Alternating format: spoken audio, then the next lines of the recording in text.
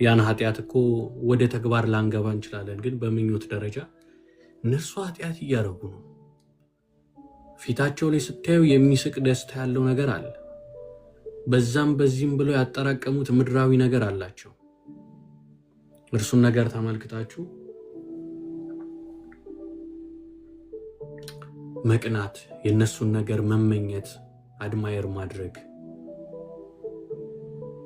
ስናየው የነሱ እንትን ይመስለናል፣ ሀብት ይመስለናል። ስንመለከተው በጣም ባለጠጋ የሆኑ ይመስለናል። ደስታቸው በጣም የሚገርም ይመስለናል።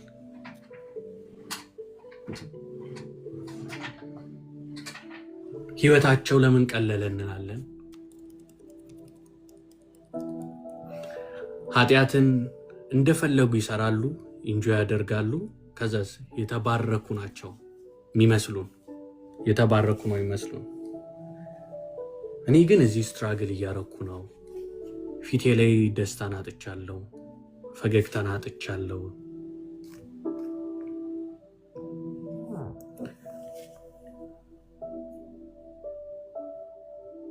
የሚፈልጉት መኪና፣ የሚፈልጉት ቤት፣ የሚፈልጉት ገንዘብ በማንኛውም ሰዓት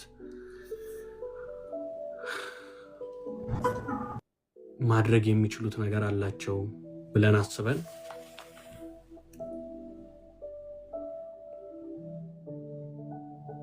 እግዚአብሔር የሚጠላውን ነገር መውደድ ልባችን ሲጀምር ማለት ነው።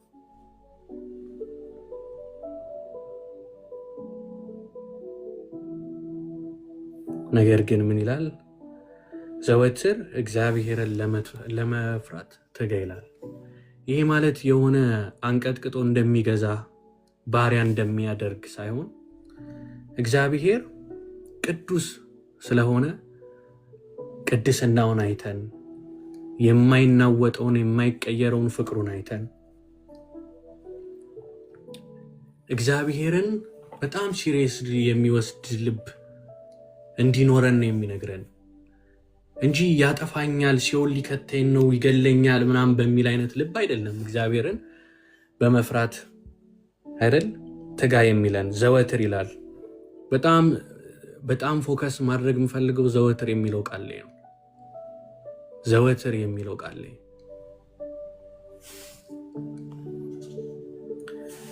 እግዚአብሔር ያየኛል የሚል ህይወት ሁሌ እኮ ነው። ጠዋት ላይ፣ ማታ ላይ፣ ከሰዓት ላይ። እኔ በዚህ ጊዜያት በጣም የጎዳኝ ነገር፣ መንፈሳዊ ህይወቴን የጎዳው ነገር ምንድን ነው? አጋንንት ሲታዘዝላችሁ፣ አገልጋዮች ስትባሉ፣ ቃል ስታካፍሉ፣ ስትጸልዩ፣ የታመመ ሰው ሲፈወስ ስታዩ፣ እንዳንተ አይነት የለም ስትባሉ፣ ሳላስበው የጎዳኝን ነገር እነግራችኋለሁ። የምነግራችሁ የራሴን ድካምና ህይወት ነው የምነግራችሁ፣ እንድንማርበት ማለት ነው። ምክንያቱም እዚህ ስንመጣ በጣም የቃል አዋቂዎች እንደሆንን ልናሳይ ምናምን ሳይሆን እግዚአብሔር ያስተማረን ነገር ህይወትን እንድንካፈል ነው። እና ታውቃላችሁ፣ ጠዋት ተነስቶ መጸለይ፣ ከሰዓት ላይ መጸለይ፣ ማታ ስትተኙ መጸለይ፣ ልትበሉ ስትሉ መጸለይ፣ የሆነ ቦታ ልትሄዱ ስትሉ መጸለይ፣ የሆነ ነገር ስታገኙ ማመስገን፣ እያንዳንዱ ነገር ላይ እንደዚህ አይነት ቤዚክ ትንሽዬ የሚመስሉ ነገሮች ግን ለህይወታችን ወሳኝ የሆኑ ነገሮች አሉ።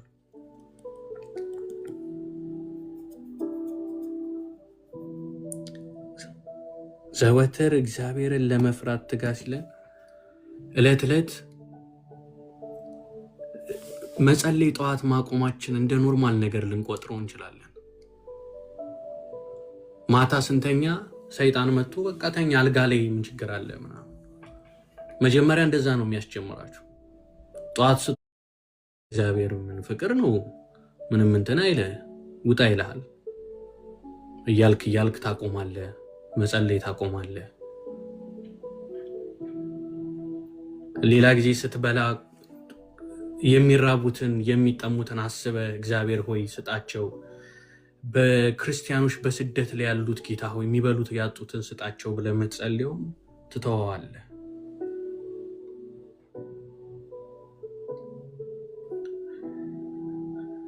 እና እነዚህ ነገሮች የሚተው ነገሮች አይደሉም። የሚተው ነገሮች ታውቃላችሁ። ሰይጣን ወደ እናንተ ሲመጣ ሰይጣን ነኝ ላጠፋ ነው፣ ሰይጣን ነኝ ልሸውድ ነው፣ እንዳትጸልይ ላረግ ነው፣ የሆነ ነገር ላረግ ነው ብሎ አይመጣም። በዚህ መልኩ አይመጣም። ትንሿን ነገር በማስተው ነው የሚመጣው። ትንሿን ነገር በመተው ነው የሚመጣው።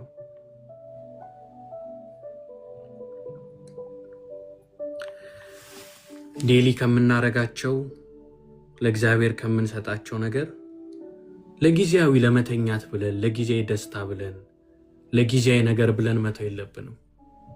እግዚአብሔርን በየደቂቃው ልንፈልገው ይገባል። ይህ ዓለም በፈተና የተሞላ ዓለም ሁሌ የምታቀርብልን ነገር አለ፣ ሁሌ የምትሰጠን ጥሪ አለ። በኃጢአተኞች መቅናትና እግዚአብሔርን መፍራት ልዩነት ያለው እግዚአብሔርን ስንፈራ ህይወቴ ለእርሱ ይገባል እንላለን። ህይወቴ የእሱ ነው እንላለን። ከጊዜያዊ ደስታ ይልቅ እግዚአብሔር የሚወደውን ነገር አድርጋለሁ እንላለን።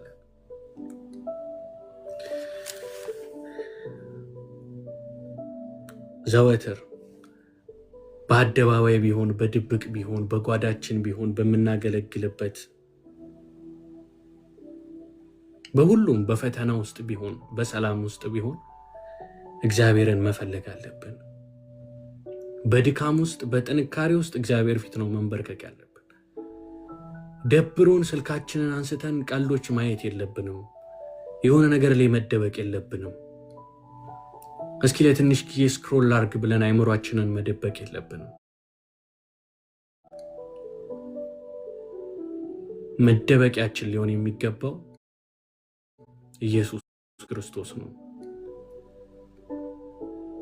እመኑኝ፣ በዓለም ላይ እኔም እዚህም ሃፒም ወንድሞቼም የምታዋቸው በእርግጠኝነት እንግዲህ ምንም ሳይ ያደገ ሊኖር ይችላል በጌታ ግን አብዛኞቻችን ዓለም ሊሰጥ የሚችለውን ደስታ ዓለም ኦፈር የምታደርገውን ነገር እስከ ጥግ እስከምንፈልገው ድረስ አይተነዋል። ዓለም ሰላም የላትም።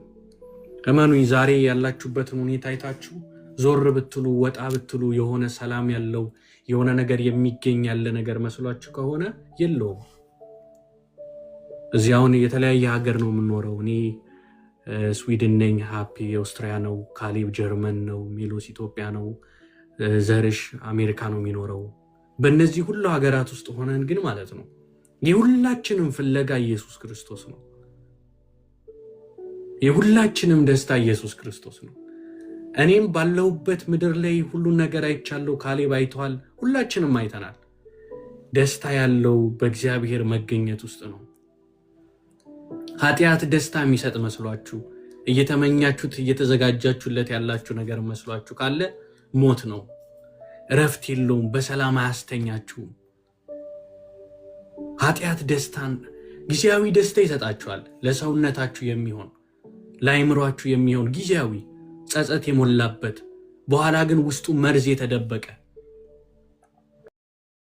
ዝም ብለን ጥቅስ አንብበን አይደለም፣ ጥቅሱን አንብበን ህይወታችን ላይ ሲገለጥ አይተነው ነው። ይህን ስናገር የሆነ ነገር አቀደ የሆነ ነገር አቀደሽ የሆነ ነገር እያሰብሽ ከሆነ ከጌታው ውጪ ሊደብርሽ ይችላል ስትሰሚው። ግን እነግርሻለሁ ከእግዚአብሔር ውጪ ደስታ የለም። በእግዚአብሔር መገኘት ውስጥ ነው ደስታ ያለው። ድሃ ሁን ሀብታም ሁን፣ በምድር ባለው ማለት ነው። በእግዚአብሔር ፊት ክርስቶስ ያለው ባለጠጋ ነው። ደግሞስ እውነተኛ ባለጠግነት ክርስቶስን ማግኘት ነው። ነገር ግን በምድር ደግሞ ገንዘብ ያለ ብትሆን ያሌለ ብትሆን ምንም ሁን እነግርሃለሁ የሚሰጥ ደስታ ክርስቶስ ብቻ ነው። መዝሙር ከፍተ ጌታ ሆይ አመሰግናለሁ ብለህ የምታመልክበትን ያን ደስታ በገንዘብ አታገኘውም፣ በኃጢአት አታገኘውም፣ በምድራዊ ነገር በምንም አታገኘውም፣ አይገኝም። ስትንበረከክ የሚሰማን የእግዚአብሔርን ሕልውና ዝም ብለህ የምታመጣው ነገር አይደለም።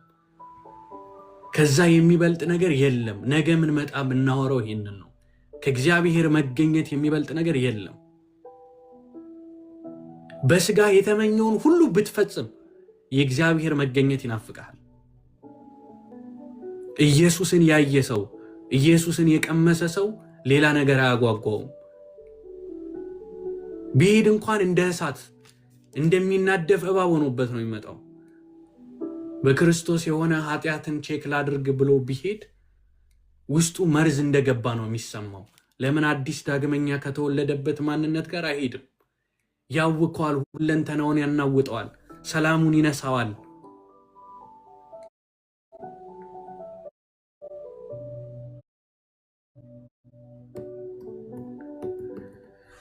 በማታ በቀን በጠዋት ሁሌም እግዚአብሔርን እንፈልግ። ጊዜያዊ ደስታ፣ ኃጢአት ጊዜያዊ ደስታ ነው፣ መርዝ ነው። የቆየ ደግሞ የሚያስከትልብን የሚያመጣብን ኮንሲኩዌንስ አለው። ከንስሐ እንድንርቅ የሚያደርግ ነው። እግዚአብሔርን መፍራት ግን ዘወትር መትጋት ግን ጥበብ ነው።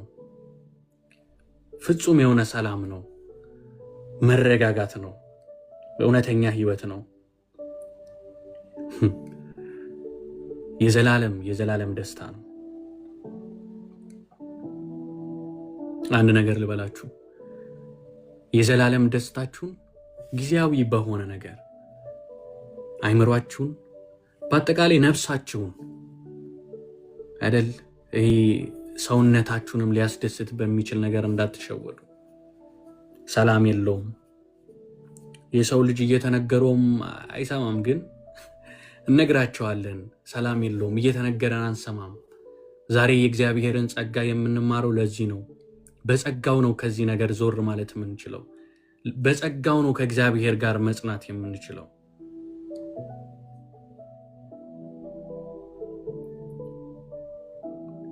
ይህ ነገር ውስጣችን ይቀመጥ። አሁንም ዓለም ደስታ የላትም፣ የምትሰጠው ነገር የላትም።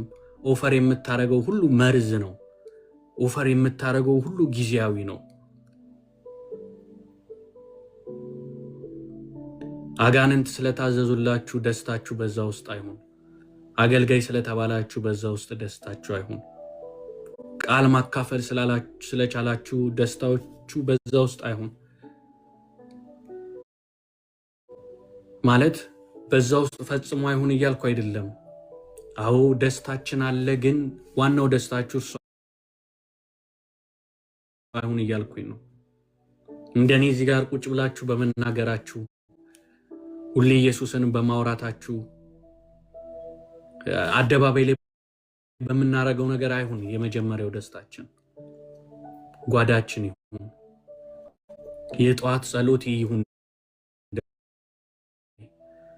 የእግዚአብሔር መገኘት ባለበት። ምድር ላይ ብዙ ስልጣን አለ። ምናልባት የኢትዮጵያ መሪ መሆንና የአሜሪካ መሪ የሆነ ነገር መሪ ደረጃው ሊለያይ ይችላል። ነግራችኋለሁ፣ ግን በእግዚአብሔር ፊት ከመንበርከክ የሚበልጥ ታላቅ የከበረ ቦታ የለም። አይገርምም? እግዚአብሔር ፊት ተንበርክካችሁ ዓለም ስልጣናት ከተቀመጡበት ተቀመጥንበት ካሉት ቤተ መንግስት ይበልጣል። አይወዳደርም። ክብሩ ታላቅ ነው። ተንበርክካችሁ የምታገኙት ህይወት ደስታ ታላቅ ነው።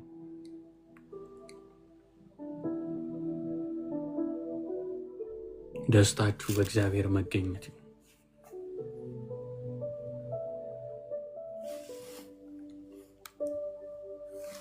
በአደባባይም ጌታ ያስደስታችሁ፣ በጓዳችሁም ጌታ ያስደስታችሁ። ሌላ ነገር አትፈልጉ። በጌታ ርኅራኄ ይለምናችኋል። ሌላው ደስታ የለውም። ማንነታችንን ከሜሎስ ጋር በደንብ ስንማር የተሰጠንን ጸጋ እንረዳለን።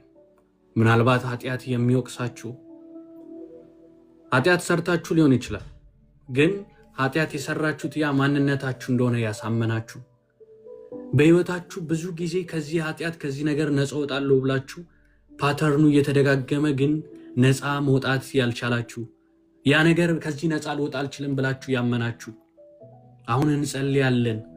ደግሞ የእግዚአብሔርን ጸጋ ደግሞ እንካፈላለን። ማንነታችሁ አይምሯችሁ እንዳላችሁ አይደለም። የራሳችሁ ልብ እንዳላችሁ አይደለም።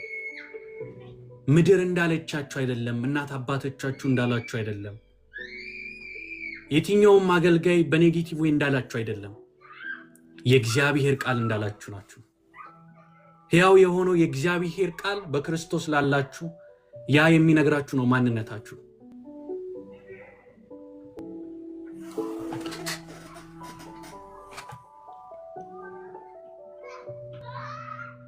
አባት ሆይ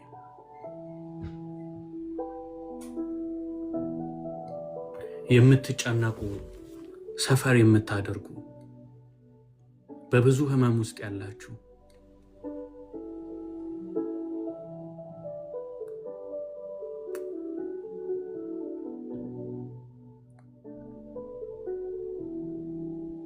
ራሳችሁን አጥፉ እስኪላችሁ ድረስ በወቀሳ ውስጥ ያላችሁ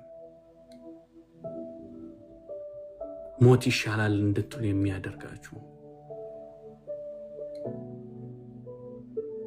ብሞትስ ምን እጠቅማለሁ አላውቅም ህይወታችሁ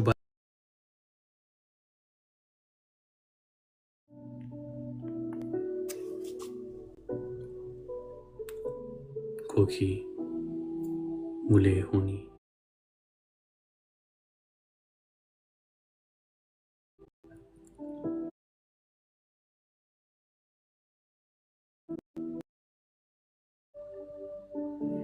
እግዚአብሔር ከኛ ጋር ነው። እግዚአብሔር እኔን አንስቶኛል። እግዚአብሔር እዚህ የምታያቸውን ወንድሞችን አንስቷል። እግዚአብሔር ሕያው ነው። የእግዚአብሔር ልጅ በዙፋኑ አለ፣ ዛሬም ያድናል። እናንተ አይሆንም ያላችሁት ክፉ አይሆንም ብሎ ያሳመናችሁ ከዚህ አትወጡም ካላችሁ ነገር እመኑኝ፣ ጥያቄያችሁ ተመልሶ ሳይሆን ጥያቄውን የሚመልሰው መጥቶ ትደሰታላችሁ።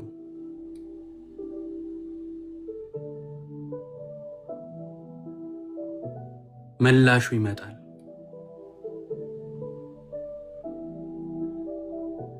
መላሹ መልስ ይሆናችኋል። አትሞቱም። ጭንቀት በእናንተ ላይ ስልጣን የለውም።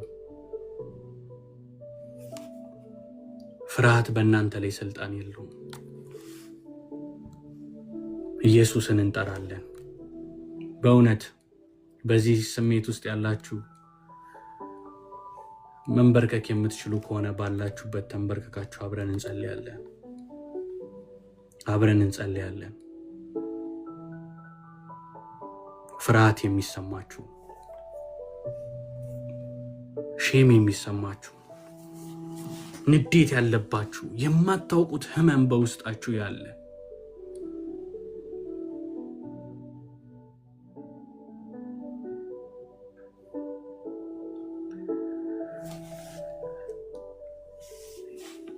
ከልጅነታችሁ ጀምሮ የደረሰባችሁ ሚሞሪ እየመጣ የሚያስጨንቃችሁ፣ በህልም የሚመጣ ለብቻችሁ ስትሆኑ የሚመጣ ሚሞሪ፣ ሐሳብ፣ የሚጨነቅ ልብ አብረን እንጸልያለን።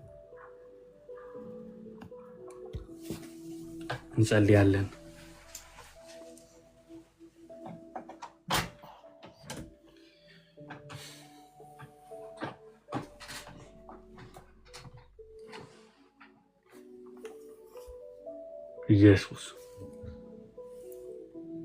ኢየሱስ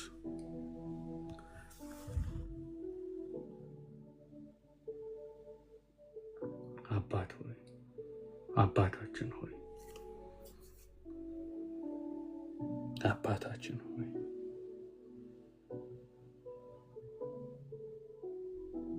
አባታችን ሆይ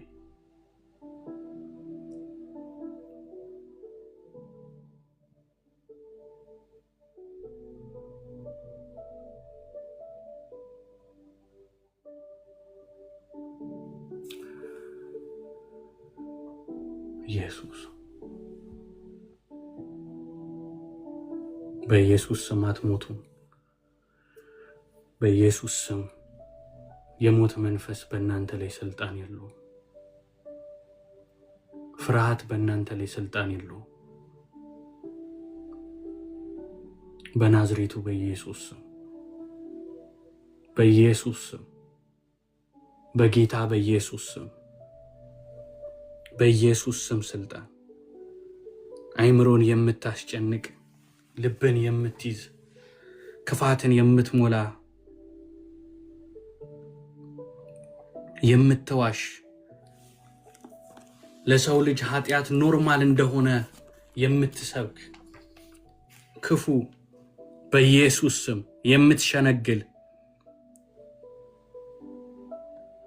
ጊዜያዊ ደስታን እየሰጠ ሰዎችን በሐዘን በስብራት ውስጥ በተስፋ መቁረጥ ውስጥ ማንነታቸውን እስኪጠራጠሩ ድረስ ውድቀት ውስጥ የምትከት፣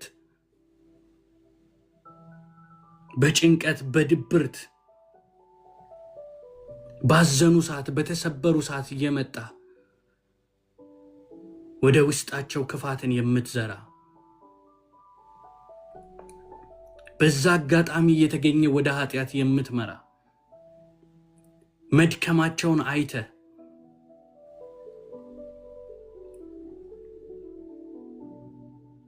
በኢየሱስ ስም ሳይጸልዩ እንዳይተኙ የምታደርግ፣ እግዚአብሔር አጠገባቸው እንዳልሆነ እንዲሰማቸው፣ በውስጣቸው ያለውን ሕያው መንፈስ እንዳይሰማቸው፣ ክብሩ መንፈስ በውስጣቸው እንዳለ፣ እግዚአብሔር መንፈስ ቅዱስ በውስጣቸው እንዳለ እንዳይሰማቸው፣ ብቸኛ እንደሆኑ፣ ማንም እንደማይፈልጋቸው፣ ምንም ደና ነገር እንደሌላቸው፣ የወደቁ እንደሆኑ፣ የተጣሉ እንደሆኑ የሚሰማቸው በኢየሱስ ስም ስልጣን፣ በኢየሱስ ስም ስልጣን አባት ሆይ ምሕረት አድርግልን። ጌታ ሆይ ወንድም እህቶቼ፣ እኔም ጌታ ሆይ ለገባንበት ነገር ጌታ ሆይ እዚህ ያለን ሁላችን አባት ሆይ ምሕረት አድርግልን። ጌታ ሆይ ነፍሳችንን እጠብ፣ በኢየሱስ ክርስቶስ ደም ኃጢአታችንን እጠብልን። ጌታ ሆይ የኢየሱስ ደም ከኃጢአት ሁሉ ያነጻል። የኢየሱስ ደም ለእኛ ብቻ ሳይሆን ለዓለም ሁሉ፣ ዓለም ቢቀበለው ሊያጥብ የሚችል ከአቤል ደም ይልቅ የሚናገር፣ ስለ ሰው ልጆች ምሕረት የሚል፣ ስለ ሰው ልጆች በዚህ ዘመን ምሕረት የሚል የክርስቶስ ደም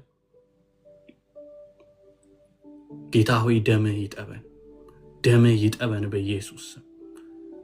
ህሊናችንን ሁለንተናችን ይጠብ። በክርስቶስ ላሉ ኩነኔ የለባቸውም እንደሚል የሚኮንን ሊያጸድቅ የሚችል እግዚአብሔር ብቻ ነው። ከኮነነም ሊኮንን የሚችለው ያጸደቀው ነው። ኮናኙ ማጽደቅ የማይችለው ማንንም ሊኮንን አይችልም። በኢየሱስ ክርስቶስ ስም፣ በኢየሱስ ስም፣ በኢየሱስ ስም ነፃነት ይሁን። ልብ ይፈወስ፣ ልብ ይፈወስ በኢየሱስ ስም። እናንተ የእግዚአብሔር ልጆች ናችሁ። በውስጣችሁ የእግዚአብሔር መንፈስ አለ። በኢየሱስ ክርስቶስ ስም ውድቀታችሁን አይደላችሁም። ያላችሁበትን ሁኔታ አይደላችሁም። ስብራታችሁን አይደላችሁም። እግዚአብሔር እንዳላችሁ ናችሁ። የእግዚአብሔር ልጆች ናችሁ። የመንግስቱ ካህናት ናችሁ። የክብሩ መንፈስ ተካፋዮች ናችሁ። የእግዚአብሔር መንፈስ በእናንተ ውስጥ አለ። ሕያው የሆነው ክርስቶስን ከሙታን ያስነሳው ያ መንፈስ ከእናንተ ጋር አለ። እግዚአብሔር የቅርባችሁ ነው። ከስትንፋስ ይልቅ ቅርብ የሆነው እግዚአብሔር ከእናንተ ጋር አለ። በኢየሱስ ስም ዲያብሎስን እንቃወማለን። በናዝሬቱ በኢየሱስ ስም ስራው ይፍረስ። በኢየሱስ ስም ቤታችንን እየመጣ ሊሞላ ያለ የሚዞር፣ በዙሪያችን የሚዞር፣ ውሸትን የሚዘራ፣ ክፋትን የሚዘራ በኢየሱስ ክርስቶስ ስም ስልጣን፣ በኢየሱስ ስም ስልጣን፣ በኢየሱስ ስም ስልጣን ከእህት ወንድሞቼ ላይ ከአይምሯቸው ላይ በጌታ በኢየሱስ ስም እንዲሞቱ ራሳቸውን እንዲያጠፉ የሚነግር በኢየሱስ ክርስቶስ ስም ተስፋ እንደሌላቸው የሚነግር የሞት መንፈስ በኢየሱስ ስም ነፃ ይውጡ። ከቤተሰብ የመጣ ቢሆን በጌታ በኢየሱስ ስም ስልጣን መስዋዕት ተደርገው የተሰጡ በደም ቃል ኪዳን የተገባቡ ቢኖሩ በኢየሱስ ክርስቶስ ስም በኢየሱስ ስም ነፃ ይውጡ። በናዝሬቱ በኢየሱስ ስም ከስሞች ሁሉ በላይ በሆነው ስም በሰማይ ጉልበት በሚንበረከክለት በምድር ጉልበት በሚንበረከክለት በኢየሱስ ስም ነፃ ይውጡ። በኢየሱስ ስም ነፃ ይውጡ። በኢየሱስ ስም ነፃ ይውጡ። በኢየሱስ ስም ነፃ ይውጡ። የሞት መንፈስ በእነሱ ላይ ስልጣን የለውም። በኢየሱስ ክርስቶስ ስም በኢየሱስ ክርስቶስ ስም በኢየሱስ ክርስቶስ ስም በኢየሱስ ክርስቶስ ስም ኃጢአትን፣ ሞትን፣ ሰይጣንን በመስቀል ላይ ድል በነሳው በናዝሬቱ በኢየሱስ ስም በእግዚአብሔር አብ ቀኝ ያለው በክብሩ በተቀመጠው ሊመጣ ባለው ሕያው በሆነው ሞትን ድል አድርጎ በተነሳው በናዝሬቱ በኢየሱስ ክርስቶስ ስም ክርስቶስ ነፃነት ሊሰጠን መጥቷል። በክርስቶስ ያለን በነፃነት እንድንኖር መጥቶልናል። በኢየሱስ ስም አባት ሆይ የታሰሩ ቢሆን በኢየሱስ ስም ነፃነት ይሁንላቸው። በናዝሬቱ በኢየሱስ ስም ላዘኑት መጽናናትን እንዳልክ ጌታ ሆይ በምርኮ ውስጥ ላሉ መፈታትን እንዳልክ ጌታ ሆይ በኢየሱስ ስም የታሰሩ ሁሉ ይፈቱ።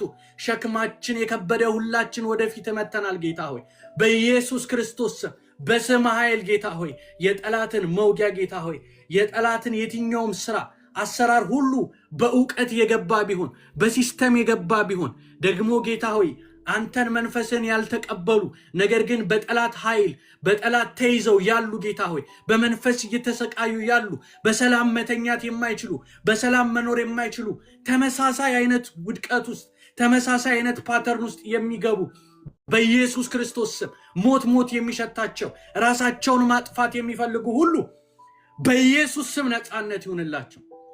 በኢየሱስ ስም ነፃነት ይሁንላቸው። በኢየሱስ ስም ጌታ ሆይ በልጅነታቸው ጌታ ሆይ የተደፈሩ ቢሆኑ ጌታ ሆይ በልጅነታቸው ጥቃት የደረሰባቸው ቢሆኑ በኢየሱስ ስም አባት ሆይ እንደማይረቡ ቆሻሻ እንደሆኑ እንዲሰማቸው የሚያደርግ በኢየሱስ ክርስቶስ ስም በክርስቶስ ላላችሁ ለናንተ አዲስ ፍጥረት ሆናችኋልና በክርስቶስ ላላችሁ ለናንተ ኩነኔ የለባችሁምና በኢየሱስ ክርስቶስ ስም በኢየሱስ ስም ነፃነት ይሁንላችሁ። በኢየሱስ ስም መፈታት ይሁን። በስሙ ኃይል ነፃ የሚያወጣው ስም የሚያድን ስም ጌታ ሆይ እናመሰግናለን። ነፃ እየወጡ ስለሆነ አመሰግናለሁ ጌታ ሆይ ነፃ እየወጡ ስለሆነ አመሰግናለሁ ጌታ ሆይ ስምህ ነፃ ያወጣል ጌታ ሆይ ሁላችን ነፃ እያወጣን ስለሆነ እናመሰግናለን። ሁላችንን ነፃ እያወጣን ስለሆነ እናመሰግናለን ጌታ ሆይ በኢየሱስ ስም በኢየሱስ ስም በኢየሱስ ስም ሕያውን አንተ እግዚአብሔር አለ። እግዚአብሔር በዙፋኑ አለ። እግዚአብሔር አለ። ኢየሱስ ጌታ ነው። ኢየሱስ ጌታ ነው። እግዚአብሔር እንደሌለ የምትጠራጠሩ እግዚአብሔር አለ። እግዚአብሔር አለ። አይደለም እግዚአብሔር ፍጥረቱ አለ። ሁሉን በቃሉ ደግፎ የሚያኖር እግዚአብሔር በዙፋኑ አለ። እግዚአብሔር የለም ብላችሁ የምትጠራጠሩ እግዚአብሔር አለ። ኢየሱስ ክርስቶስ ስለ ኃጢአተኞች ሞቷል። በሶስተኛውም ቀን ሞትን ድል አድርጎ ተነስቷል። ኢየሱስ ሕያው ነው። በአብ ቀኝ አለ። የተሰጠን ተስፋ እውነተኛ ነው። በትንሣኤው የተረጋገጠ እውነተኛ ተስፋ አለን። ኢየሱስ ይመጣል። በኢየሱስ ስም በኢየሱስ ስም መፈታት ይሁን።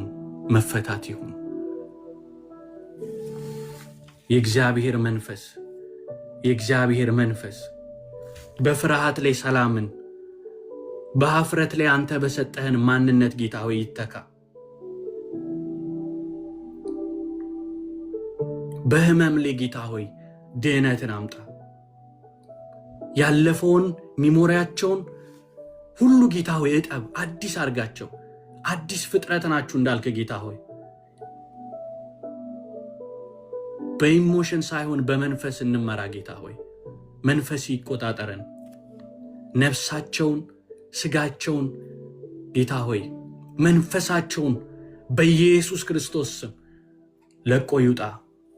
በኢየሱስ ስም በክርስቶስ ያሉትን ደግሞ ጌታ ሆይ ነፍሳቸውን የሚያስጨንቅ በኢየሱስ ስም ነፃነት ይሁን። በኢየሱስ ስም ነፃነት ይሁን።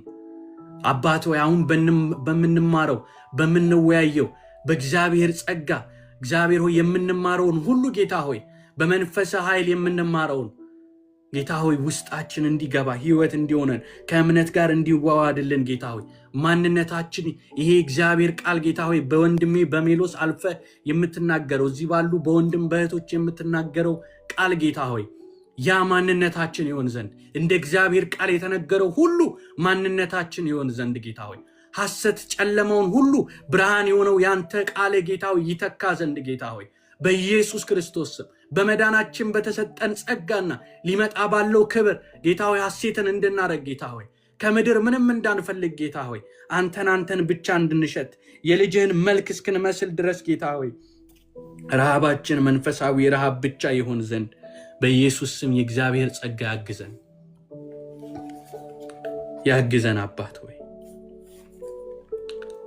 አባት ሆይ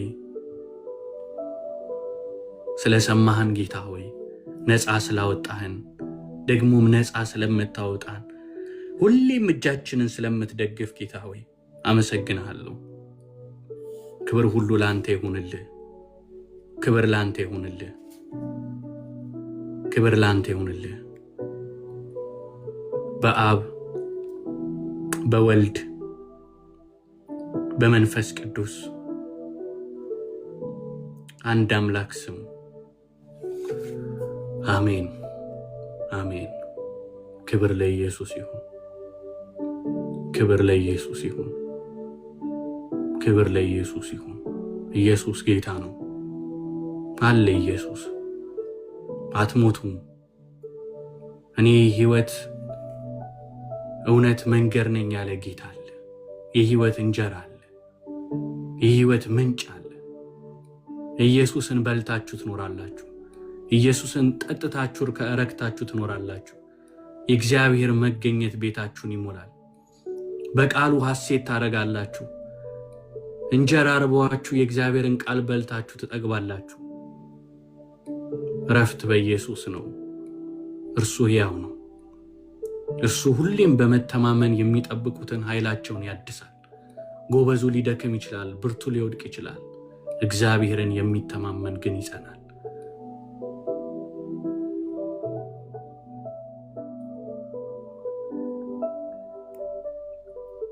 ክብር ለኢየሱስ ይሁን። ክብር ለኢየሱስ ይሁን። ይመስገን።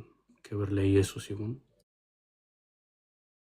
ያለበት ቦታ ላይ እግዚአብሔር በእርግጥ ግን እንደዚህ ቦታ ላይ ደግሞ ስፍራ የሚሰጠው ቦታ አለ፣ ስፍራ የማይሰጠው ቦታ አለ። እዚህ ቦታ ላይ ግን በስሜ በምትሰባሰቡበት እኔ በዛው ሆናለሁ አለ እግዚአብሔር። በሁሉ ቦታ ቢሆንም ነገር ግን በዚህ ቦታ ላይ ግን ስፔሲፊክሊ ከኛ ጋር ዲል የሚያደርገው እያንዳንዳችንን የሚያገኘን ቅድም ሲጸልይ እንደነበረው ፖልሻዬ በእኔና በሞት መካከል አለ ዳዊት አንድ እርምጃ ቀርቶ ነበር። በቃ ትንሽ ልሞት ነበረ። ነገር ግን እግዚአብሔር እንዴት እንዳስጣለው ነው የሚናገረው። የተለያየ ሰርከምስታንስ ውስጥ ሆነ እውነቴን ነው የምላችሁ ስቴፖችን የሞት ጥላዎችን እያሻገረን የመጣው ሰዎች ነን። እግዚአብሔር ደግሞ ለሕዝቡ ምንን ይናገራል? ሕይወትን ይናገራል። እሱ ምን አይነት ሕይወት መሰላችሁ? ምድራዊ አይደለም፣ የዘላለምን ሕይወት ማለት ነው። እና ይህ በተለይ ለቃሉ ቅርብ መሆናችን ሕይወትን ነው የምንካፈለው። እኔ የምሰጣችሁ ቃል መንፈስም ሕይወትም ነው ይላል። ያ ማለት በተቃራኒ ደግሞ የምንሞትበት ቦታ አለ ማለት ነው። ራሳችን ሳናስበው ተስፋ የሚያስቆርጡ ቦታዎች፣ ራሳችንን እንድንጠላ የሚያደርጉ ቦታዎች፣ ኃጢአትን ቁጭ ብለን ስናይ ምናምን ነገር በውስጣችን ጥላቻ እንዲኖር ወይም ደግሞ ከእግዚአብሔር ጋር ባይዘው አሁን ፖሊሻ ስለ ደስታ እየተናገረ ነበር። የእግዚአብሔርን ደስታ ኢንጆይ እንዳናደርገው ነው ጠላት በኃጢአት በተለያየ ሰርከምስታንስ የሚገል። እንደዚህ ያለ ደስታ የለም፣ እንደዚህ ያለ ሰላም የለም። በክርስቶስ ኢየሱስ ያለ ማለት ነው፣ በመንፈስ ቅዱስ የሆነ ማለት ነው። ስለዚህ ከዚህ ነገር ኢንተራፕት ከሚያደርገን ነገር ትላንትና ለጥፌው ነበረ ላይክ ክርስቶስን ልበሱት ካለ በኋላ መጽሐፍ ቅዱስ ሴንት አጉስቲን ምን አለ? በህይወቱ በጣም በብዙ ችግር ውስጥ የሚያልፍ ሰው ነበረ። በኃጢአት የሚያልፍ ነበረ። ምን ነበረ? ብዙ ስትራግል ውስጥ የሚያደርግ ሰው ነበረ እና ሮሜ 13ን ያንን ክፍል ሲያነብ ክርስቶስን ልበሱት፣ ለኃጢአት ደግሞ አትመቻቹለት የሚል ሀሳቡ የሚናገረው። ያንን ስታደርጉለት ሴት የእግዚአብሔር ሕይወት ነው በእኛ ውስጥ የሚገለጠው። ለዛ ነገር የሚመች ነገር ትተን ለእግዚአብሔር መንፈስ የሚመች ነገር፣ ለሕይወት የሚመች ነገር ለእንደዚህ በቃ አሁን ለምሳሌ ተሰባስበን ስለ ጸጋ ልንማር ነው። ያ ጸጋ በሕይወታችን ላይ ምንን ያመጣል ሲባል የእግዚአብሔር የሆነውን ነገር ዓለማዊን ምኞት እንድንንቅ፣ ኃጢአተኝነትን እንድንንቅ፣ የእግዚአብሔር የሆነውን ደግሞ እንድንፈልግ።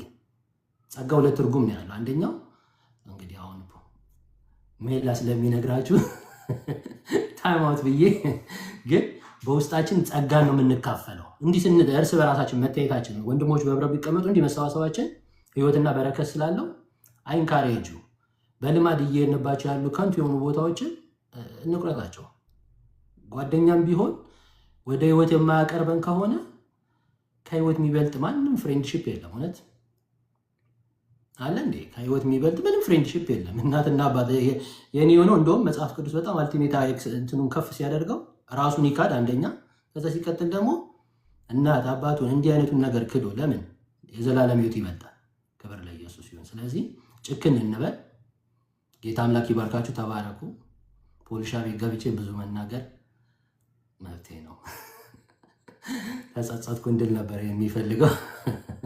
ተባረኩልኝ። ሰላም በሉ ሌሎቻችን። ዘርሽ ጌታ ይባርክ።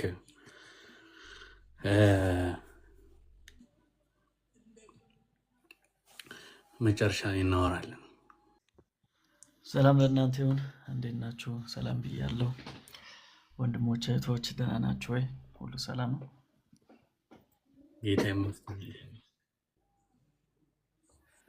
አሜን አሜን። ጌታ ስሙ የተመሰገነ ይሁን። ስላገኘኋችሁ ደስ ብሎኛል። ጌታ እድል ስለሰጠን ድጋሚ እንድንሰባሰብ ስለፈቀደልን ጌታ ስሙ የተመሰገነ ይሁን። ዘርሽ ኮስተር ብሏል ዛሬ። ሁሌ ነው እኮ ላይ ፈርቼ ነው እነ ሊዱ ምናምን ነገር ለሊዱ ያስፈልጋል። ሴፍቲ አይሰማኝም እሷ ካለች።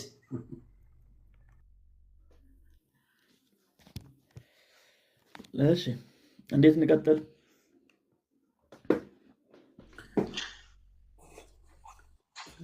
ጥያቄ ነው የሚላይ? አዎ ጥያቄ ነው። እሺ ሳልጠይቅ ልጠይቅ ብለህ ነው? ይሁን እሺ። እንደ ባለፈው እናድርገው ሚላ እንዴት ኩዌሽን እያደረግ? ይቻላል። እንደዛ ቢሆን አሪፍ ነው። በጥያቄና መልስ ውይይት ቢሆን ለተሸገር ነው በጣም። አዎ በኋላ ላይ ፖስትም ለማድረግ ምናምን አንዳንድ ፖይንቶች ጥሩ ይመስለኛል እና እንደዛ እንጀምር። እንግዲህ እዚህ ያላችሁ ከሚላ ጋር አሁን ስንጀምር ገስት ላይ ያላችሁ ማይካችሁን የትኛውም ሰዓት ከፍታችሁ መጠየቅ ትችላላችሁ። እዛ ነገር ላይ ሀሳብ መስጠት ትችላላችሁ። ችግር የለም። ትንሽ ብንሳሳትም የሚያስተካክሉን ወንድሞች ስላሉ ፈታ ብላችሁ እንደዛ እንማማራለን ማለት ነው እና ጌታ ይመስገን። ባለፈው ስለ ህግ ነበረ፣ ዛሬ ደግሞ ስለ ጸጋ ነው። እንጀምራለን ማለት ነው። አይ ቲንክ ጸጋ የሚለው ቃል በራሱ ምን ማለት ነው የሚለውን እንጀምርና ከዛ በኋላ እንቀጥላለን ማለት ነው። ጸጋ ምንድን ነው? የእግዚአብሔር ጸጋ ስንል ደግሞ ምን ማለት ነው የሚለውን ላይ ከሱ እንጀምርና እንቀጥል። እሺ መልካም። በድጋሚ የጌታ ጸጋ ከሁላችን ጋር ይሁን። ድጋሚ ስለተገናኘን በጣም ደስ ብሎኛል። ይህንን የሚያደረገው ጸጋው ስለሆነ ለጸጋው ክብር እንሰጣለን ማለት ነው።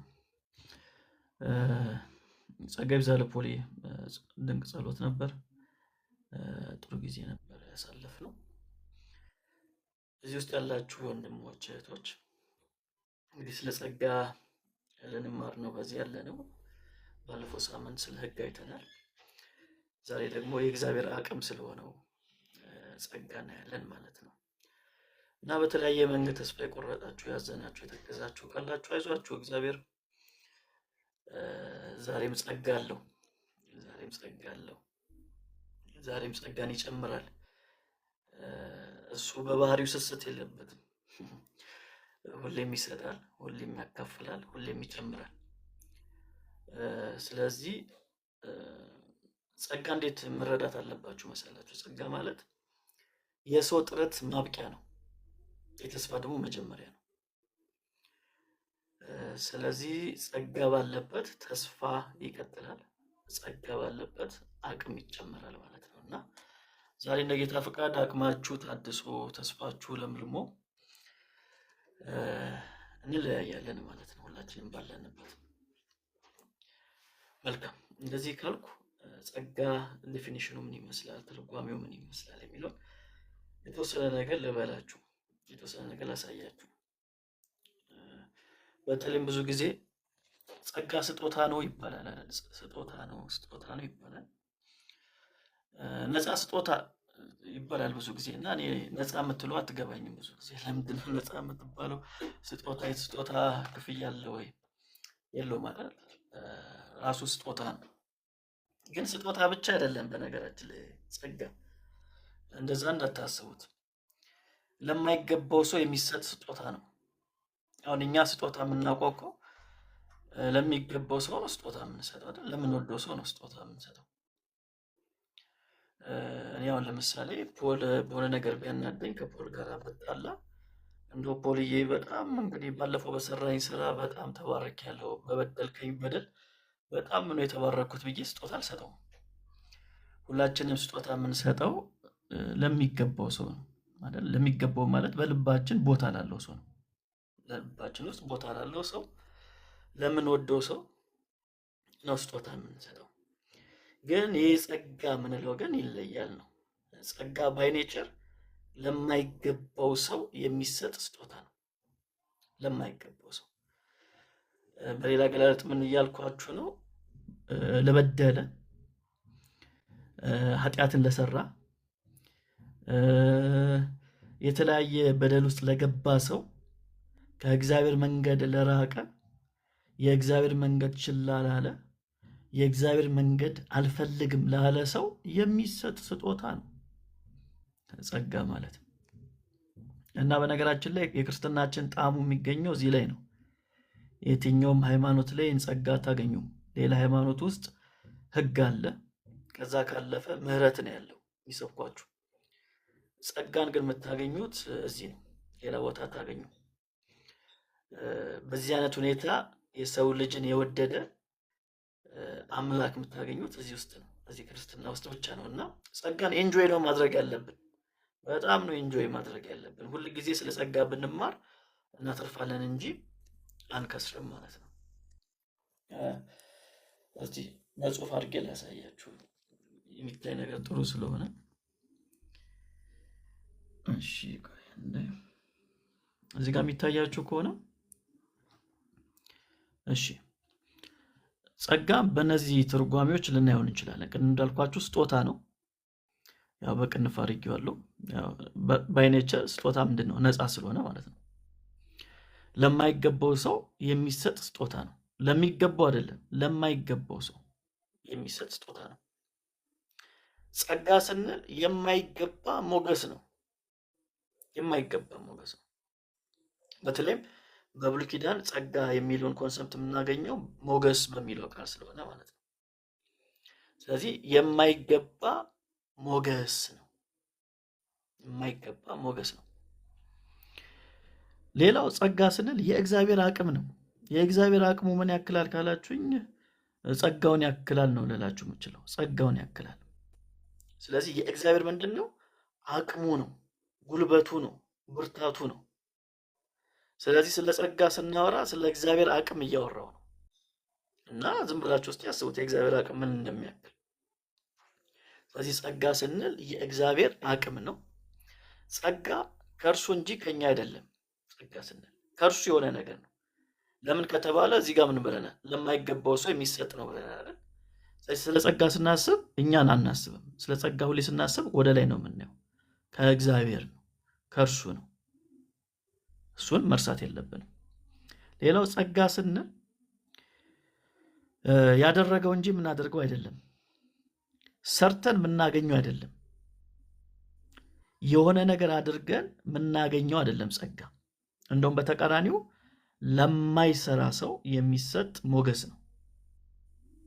አሁን ከሃይማኖቱ ዓለም ጋር በጣም የምንጣለው በዚህ አገላለጽ ነው። ጸጋ እንደውም ለማይሰራ ሰው ነው የሚሰጠው። ለማይሰራ ሰው ምን ማለት? ለማይሰራ ሰው ሕግን ላልጠበቀ ሰው ነው እንደውም የሚሰጠው ጸጋ።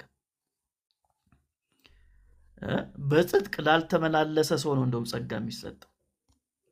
አይገርማችሁ? ጸጋ እንደዛ ነው፣ በኔቸር እንደዛ ነው። ስለዚህ ያደረግነው እሱ ያደረገው ነው እንጂ እኛ የምናደርገው በጭራሽ አይደለም፣ በጭራሽ አይደለም። እነዚህ ሶስቱን ነገሮች ጨምርና ልጨርስ። ጸጋ ምንድን ነው በሚለው ላይ ሌላው ጸጋ ምንድን ነው ስንል የማይገባ ፍቅር ነው። የማይገባ ፍቅር ነው። አያችሁ፣ ኃጢአተኛ ያልሆነ ሰው፣ በደለኛ ያልሆነ ሰው ስጦታ ከተሰጠው የዛ ስጦታው ምንጭ ምንድን ነው ከተባለ የእግዚአብሔር ፍቅር ብቻ ነው አይደል? በነገራችን ላይ ስለ ስጦታ አንድ ነገር ልንገራችሁ። ስጦታ ግዴታም አይደለም ውዴታም አይደለም። ይኸውላችሁ ስጦታ ግዴታም አይደለም ውዴታም አይደለም፣ ወይም መብትም አይደለም። እንደውም በዛ ያዙልኝ፣ ግዴታም አይደለም መብትም አይደለም። ለምሳሌ እኔ ስጦታ ለዘርሽ ብሰጠው ግዴታ አለብኝ እንዴ ስጦታ የመስጠት? የለብኝም እኮ። ስሰጠው ደግሞ ስጦታ ዘርሽ እንዴ መብቴ ነው ማለት ይችላል እንዴ? አይችልም። አያችሁ፣ ታዲያ የስጦታ ቤዚኩ ምንድነው ወይም መሰረቱ ምንድነው ካል ፍቅርና ፍቅር ብቻ ነው። ዘርሽን ስለምወደው ነው ስጦታ የምሰጠው፣ እሱም ስለሚወደኝ ነው ስጦታ ሊሰጠኝ የሚችለው። ከዛ ውጪ ግዴታ የለበትም፣ እኔም ደግሞ እንደ መብት አልቆጥሩም ሲሰጠኝ። አያችሁ፣ ምንድነው መሰረቱ ከተባለ የእግዚአብሔር ፍቅር ብቻ ነው። እግዚአብሔር ስለሚወድሽ ብቻ ነው ጸጋን የሰጠሽ። ሌላ ምንም ምክንያት የለም፣ ሌላ ምንም ምክንያት የለውም። እና ጸጋ ስንል የማይገባ ፍቅር ነው፣ የእግዚአብሔር የማይገባ ፍቅር ነው። ሌላው ጸጋ በክርስቶስ ወጪ የተገኘ የእግዚአብሔር ሀብት ነው። ጸጋ ዝም ብሎ የመጣ አይደለም። ጸጋ በክርስቶስ ወጪ ወጥቶበታል። እኔና እናንተ ጸጋ እንድናገኝ ወጪ ወጥቷል። ያ ወጪ ምንድን ነው? የክርስቶስ ወጪ ይባላል፣ ወይም ደግሞ የክርስቶስ ሞት ቀራንዮ ላይ የተሰራው ማለት ነው። ስለዚህ ጸጋ ማለት በክርስቶስ ወጪ የተገኘ የእግዚአብሔር ሀብት ነው። ቅድም እንዳልኳችሁ እኔ አሁን ስጦታ ለዘር ሲሰጠው ያን ስጦታ የገዛውበት ምን አለ? ገንዘብ አለ አይደል? በሆነ ገንዘብ ገዝቼ ነው የምሰጠው። ልክ እንደዛው እግዚአብሔር ለእኛ ያን ስጦታ ሲሰጠን ምን ወጥቶበታል? ወጪ ወጥቶበታል። ያ ወጪ ምንድን ነው? የልጁ የኢየሱስ ክርስቶስ ሞት ነው። ስለዚህ ጸጋ ትልቅ ወጪ እግዚአብሔር ያወጣው ነው። በጣም ትልቅ ወጪ ወጥቶበታል። እሱን ነገር መርሳት የለብንም። የዌብስተር ዲክሽነሪ ላይ ስለ ጸጋ እንደዚህ ይላል: ለሰዎች እንደገና ለመወለድ ወይም ለመቀደስ ያልተገባ መለኮታዊ እርዳታ እንደሆነ ይናገራል ማለት ነው። ስለ ጸጋ ሰዎችን እንደገና ለመውለድ ከዛስ በቅድስና ራሱ እንድንመላለስ የሚያደርግ ያልተገባ መለኮታዊ እርዳታ ነው። መለኮታዊ እርዳታ ነው። ስለዚህ ጸጋ ስንል ባጭሩ በዚህ አይነት መንገድ መተርጎም እንችላለን ማለት ነው። እንግዲህ በጎደለ እናንተ ሙሉበት።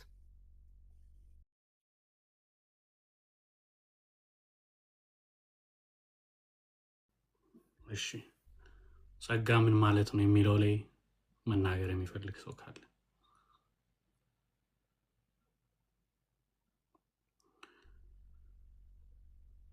እሺ፣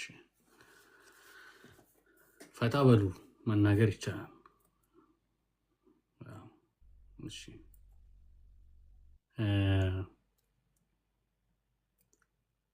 ሊዱ ዘርሽ እያለች ነው። እሺ፣ የነገርካት አለ መሰለኝ። ቆንጆ አድርጎ ነው ያወራው። ምንም ጨምረው ነገር የለም በእውነት። እሺ፣ መልካም። እንደዛ ከሆነ በአዲስ ኪዳንና በብሉይ ኪዳን ስንት አይነት ጸጋ አለ? ጸጋን ዲፋይን ስናደርግ የማይገባ ሞገስም ብለናል። አይ ቲንክ ሞር ኦልድ ቴስተመንት ላይ እንደሆነም ተናግራልና ግን የማይገባ ፍቅር የማይገባ ሞገስ ከእርሱ እንጂ ከኛ ያልሆነ ከዘፍጥረት እንግዲህ እስከ ራእይ ባለው ውስጥ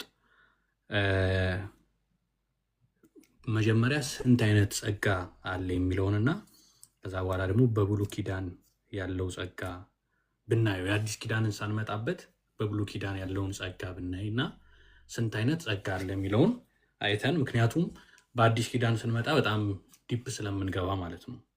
ወደ ዋናው ሳንመጣ በፊት ስንት አይነት ጸጋ አለ ይህን ስጠይቅ ትንሽም እንትን እንድትለው ሜላ በብሉይ ኪዳንም ስጠይቅ በአዲስ ኪዳን የእግዚአብሔር ጸጋ ተገልጧል ይላል ቲቶ ላይ አይደል? ኃጢአትና ዓለማዊ ምኞትን የሚያስክድ የእግዚአብሔር ጸጋ ይላል። አሁን ይሄ ኃጢአትንና ዓለማዊ ምኞትን የሚያስክድ የእግዚአብሔር ጸጋ ከዛ ሞገስ የሚባል ጸጋ አለ። በብሉይ ኪዳን ላይ ስንት አይነት በአጠቃላይ ስንት አይነት ጸጋ አለ? በብሉይ ኪዳን ምን አይነት ጸጋ ነው የነበረው? ስንት አይነት ጸጋ አለ? በብሉይ ኪዳን ምን አይነት ጸጋ ነው የነበረው የሚለው። እሺ መልካም። ስንት አይነት ጸጋ ነው ያለው የሚለው ትንሽ በአዲስ ኪዳን አንጻር ካየ ነው እሱ አጨቃጫቂ ይመስለኛል። ስንት አይነት ጸጋ አለ የሚለው ወይም ጥያቄን ካልተረዳሁት ታስተካክለኛለህ። ምክንያቱም የቴዎሎጂው ዓለም የጸጋ አይነቶች ብሎ የዘረዘራቸው በጣም ብዙ አሉ። ታችን ቤቲና ኮሜንት ላይ ስታስቀምጥ እያየኋት ነው። ያው የጋራ የምንለው ሴቪንግ ግሬስ አለ፣ የሚያድነን ጸጋ የምንለው ነው፣ ወይም ደግሞ ኮመን ግሬስ የምንለው አለ። ከዛ ውጭ ግን እነዚህ ፕሪቪኒየንት ግሬስ ወይም ደግሞ ከዛ ደግሞ ኢሬሲስቲብል ግሬስ የምንላቸው ትንሽ ቴዎሎጂካል እናደርገዋለን፣ ሀሳቡ ቴዎሎጂካል እናደርገዋለን እና እኔ ደግሞ ሞር ቢብሊካል ላይ ነው ፎከስ ማደርገው። አጠቃላይ ያለውን ነገር ላስቀምጥላችሁ፣ እንደዛ የሚሻል ይመስለኛል። እናንተ የምትጨምሩት ነገር ካለ ትጨምራላችሁ፣ ቴዎሎጂካል ነገሩን ለዘርሽ ትቼው ማለት ነው። በብሉይ ኪዳን እንግዲህ ቅድም ለመናገር እንደሞከርኩት ሞገስ የሚል ቃል እናገኛለን ማለት ነው። አቻ ሆኖ እናገኘዋለን። ሞገስ ስንል ወይም ደግሞ ፌቨር የምንለው በእንግሊዝኛ ፌቨር የሚል ቃል እናገኛለን። ምንድነው ሞገስ ከተባለ ደግሞ ተቀባይነት ማግኘት ማለት ነው። ተቀባይነት ማግኘት ማለት ነው። ለምሳሌ ኦሪት ዘፍጥረት ምዕራፍ 6 ቁጥር 8 ላይ ኖህ ግን በእግዚአብሔር ፊት ሞገስን አገኘ ይላል። እንግሊዝኛው ላይ ሄዳችሁ ብታዩት በተለይ የኬጂቪው ትርጓሜ ላይ ግሬስ የሚል ቃል እናገኛለን። ግሬስ የሚል ቃል እናገኛለን። ስለዚህ ኖህ በእግዚአብሔር ፊት ምን አገኘ ማለት ነው? ሞገስን አገኘ ሲል ተቀባይነትን አገኘ ማለት ነው። እግዚአብሔር ተቀበለው ማለት ነው። በዛ ጊዜ ከነበረው ሰው አንጻር ሲታይ እግዚአብሔር ኖህን ምን አደረገው? ተቀበለው፣ ኖህን መረጠው እያልን ነው። እንደዚህ ሞገስ የሚል ቃል በተደጋጋሚ እናገኛለን ማለት ነው። ስለዚህ ሞገስ የሚል ቃል ስታገኙት አብዛኛው ጊዜ ከጸጋ ጋራ በብሉይ ኪዳን ያለ ኮንሰፕት አድርገን መረዳት እንችላለን።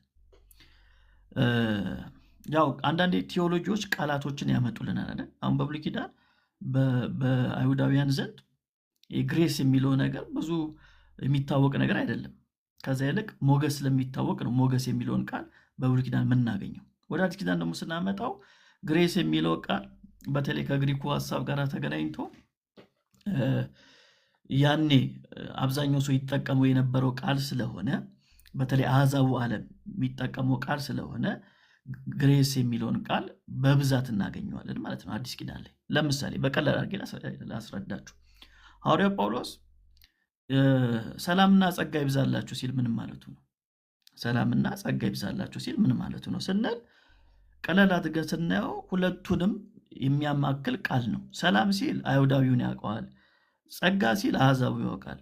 ስለዚህ በአንድ መስመር ላይ ሁለቱንም ምን ያደርጋቸዋል? አድሬስ ያደርጋቸዋል ማለት ነው።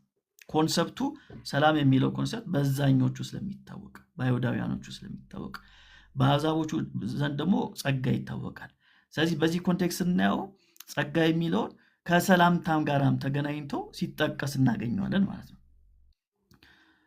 አሁን እኛ ብዙ ጊዜ የምንለው ሰላም ላንተ ይሁን፣ ሰላም ላንቺ ይሁን ነው የምንለው አይደል? በአይሁዳውያኖቹም ደግሞ ተመሳሳይ ነገር ነው ያለው። ሻሎም ይላሉ። በአረቦቹም ስንመጣ ተመሳሳይ ነገር ነው ያለው። ሰላም የሚለው እናገኛለን። በዛ ጊዜ ወደ ነበረው በተለይ የግሪክ አስተሳሰብ የነበራቸው በሮማውያን ቅኝ ግዛት ውስጥ ከነበሩ ሰዎች ጋር ደግሞ ስናይ ጸጋ የሚለው ነገር እንደ ሰላምታም ይጠቀሙት ነበር። ስለዚህ ጸጋ የሚለው ነገር በጊዜው የነበረውን ቃል ዋጅተው ቴዎሎጂካል የሆነ አስተሳሰብ እንዲይዝ አድርገውታል ማለት ነው።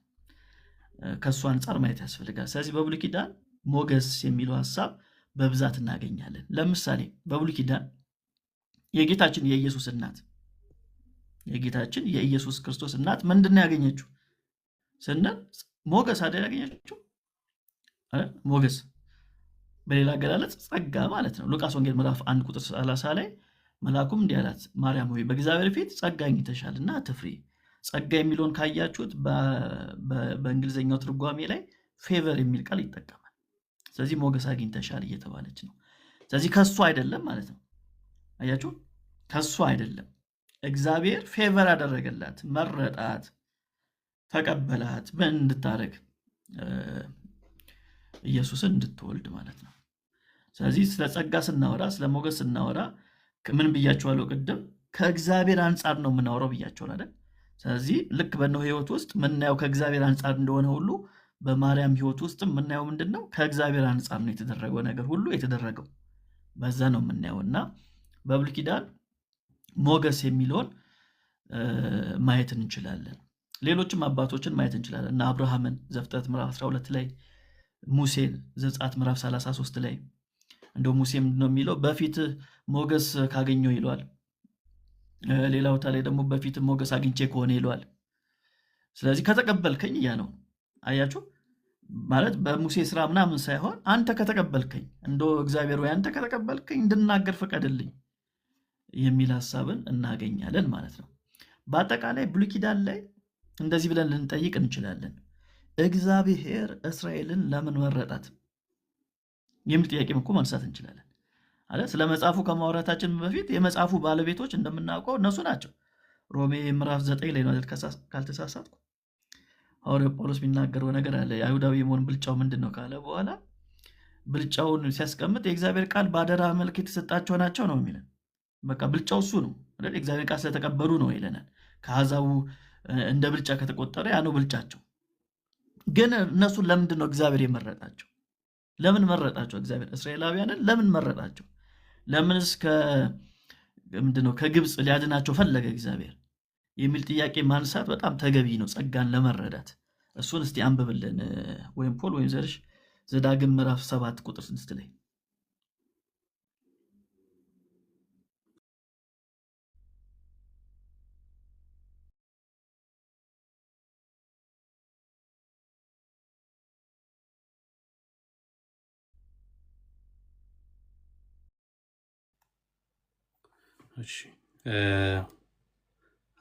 ዘዳግም ምዕራፍ 7 ቁጥር 6 በኢየሱስ ስም አነባለሁ።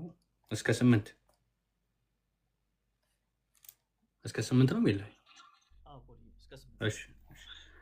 አንተ ለአምላክህ ለእግዚአብሔር ቅዱስ ሕዝብ ስለሆንክ አምላክህ እግዚአብሔር የራሱ ሕዝብ ርስትም እንድትሆንለት በምድር ላይ ከሚኖሩ ሕዝቦች ሁሉ መረጠ። እግዚአብሔር እናንተን የወደዳችሁና የመረጣችሁ ከሌሎች ሕዝቦች በቁጥር ስለበዛችሁ አይደለም፣ ቁጥራችሁም ከሕዝቦች ሁሉ እጅግ አነስተኛ ነበር። ነገር ግን እናንተን በብርቱ እጅ ያወጣችሁ ከባርነት ምድርና ከግብፅ ንጉሥ ከፈርዖን መዳፍ የተቤዣችሁ እግዚአብሔር እናንተን ስለወደዳችሁና ለአባቶቻችሁ የማለውን መሐላ ስለጠበቀ ነው። አያችሁታል? በጣም በግልጽ ሁኔታ ነው የሚናገረው። በቃ ጸጋ ማለት ይሄ ነው። ሞገስ ማለት ይሄ ነው። ፌቨር ማለት ይሄ ነው። ምንም የተለየ ህዝብ አይደለም እያለው ነው እግዚአብሔር። ማለት ከሌላው በምን ትለያለህ? በቁጥር ከሆነ በቁጥር አትበልጥም፣ በጥንካሬም ከሆነ አይደለም። ግን ምንድን ነው እግዚአብሔር እናንተን ቅዱስ ህዝብ አድርጎ የመረጠው ለምንድን ነው ብሎ ይጠይቃል። መልሱንም ደግሞ ያስቀምጣል። እግዚአብሔር የወደዳችሁና የመረጣችሁ ከአሕዛብ ሁሉ በቁጥር ስለበዛችሁ አይደለም፣ እንዳትመካ ነው አይደል? አይደለም የተለያችሁ ስለሆናችሁ አይደለም። ታዲያ ምንድን ነው እግዚአብሔር ሆይ ከተባለ፣ ነገር ግን እግዚአብሔር ስለወደዳችሁ። አያችሁ፣ ቅድም ምን ብያችኋለሁ? ስለ ጸጋ ስናወራ ቤዙ ምንድን ነው? የእግዚአብሔር ፍቅር ነው ብያችኋለሁ አይደል? የማይገባ ፍቅር ነው። ስለዚህ እግዚአብሔር ስለወደዳችሁ ነው፣ ለአባቶቻችሁም የማለላቸው መሐላ ስለጠበቀ ነው ይላል። አባቶቻቸውን ራሱ እንዴት ነው የመረጠው እግዚአብሔር ከተባለ ከፍቅሩ ተነስቶ ነው የመረጠው እንጂ አብርሃም ሲመረጥ ምን የተለየ ነገር ነበረው? ምንም አይለውም። እግዚአብሔር መረጠው፣ ውጣ አለው። ስለዚህ እንደ ሕዝብም ደግሞ ስናይ ምንድን ነው ለምንድን ነው የተመረጡት ከተባለ በቃ እግዚአብሔር ስለወደዳችሁ ነው። በሌላ አገላለጥ ፌቨር አድርጎላችሁ ነው እያለ ነው። አያችሁ፣ ፌቨር አድርጎላችሁ ነው። በቃ እግዚአብሔር እናንተን ፌቨር አደረገ። ፌቨርስ ያደረገው ለምንድን ነው ከተባለ በእነርሱ በኩል ለዓለም እንዲተርፍ ማለት ነው። የእግዚአብሔር ፌቨር፣ የእግዚአብሔር ፍቅር አይደል? እነሱ ላይም አያበቃም። በነገራችን ላይ በእነርሱ በኩል ሆኖ ለዓለም ይሆናል ማለት ነው። በእነርሱ በኩል ሆኖ ለዓለም ይሆናል። ክርስቶስ የመጣው በእነርሱ በኩል አይደል? በእነርሱ በኩል ሆኖ ክርስቶስ ለማን ሆነ? ለዓለም ሆነ ማለት ነው። ለዓለም ሆነ። ከዛ አንጻር ማየት ያስፈልጋል። ስለ ጸጋ ስናወራ በብሉይ ኪዳን እነዚህ ነገሮችን ከግንዛቤ ውስጥ ማስገባት በጣም አስፈላጊ ነገር ነው። እሺ፣ ይህን ካልኩኝ ወደ አዲስ ኪዳን ልምጣ ነው። እዚህ ጋር የምታነሱት ነገር አለ? ኧረ እንዳትመጣ ቆይ፣ ብሉይ ኪዳን ላይም ቆይ፣ እዚህ ላይ የምታነሱት አለ? ብሉይ ኪዳን ላይ ሀሳብም ካለ የምጠይቁትም ካለ ማለት ባለፈው ሳምንት ካወራ ነው ጋር አያይዞ አሮኖ ምናልባት አዲስ ኪዳን ላይ ሲመጣ ሜላ ካብራራው ትችላለህ። ግን ሕግ በሙሴ ተሰጥቶ ነበር ይልና ኮምፔር የሚያደርገው ሕግ በሙሴ ተሰጥቶ ነበር፣ ጸጋና እውነት ግን በኢየሱስ ክርስቶስ ሆነልን ይላል። ማለት ይሄ በዛ ዘመን ሕግ እንደ ጸጋ ነበረ የሚቆጠረው ወይስ ፌቨር የሚባለው ነገር? ባለፈው ስለ ሕግ አንስተናል። ምን ያህል የሰው ኢንካፔብል መሆናችን እንደማንችል የሚያሳይ ሞር የእኛን ኃጢአት ኤክስፖዝ የሚያደርግ ነው ብለን አንስተን ምናምን ተምረንበታል። ግን አዲስ ኪዳን ላይ ግን ኮምፔር ሲያደርገው ሕግ በሙሴ ተሰጥቶ ነበር ካለም በኋላ በክርስቶስ ግን ጸጋና እውነት ሆነ ይላል። ሰው ሕግም ለእስራኤል ሕዝብ እንደ አንድ ፌቨር ነበር የሚቆጠረው ወይስ እሱን እንደው ትንሽ እንትን ብትለው ኮምፓሪሰኑ ዮሐንስ አንድ ላይ ጸጋንና ሕግን አንድ ላይ ፓራሌል አድርጎ ይናገራል። ለእስራኤል ሕዝብ ፌቨር ነበረ ወይስ ሞር ላይክ ጀጅመንት ነበረ ሕግ የሚለው? ወደ ሕግ እንዳንመለስ ብዬ።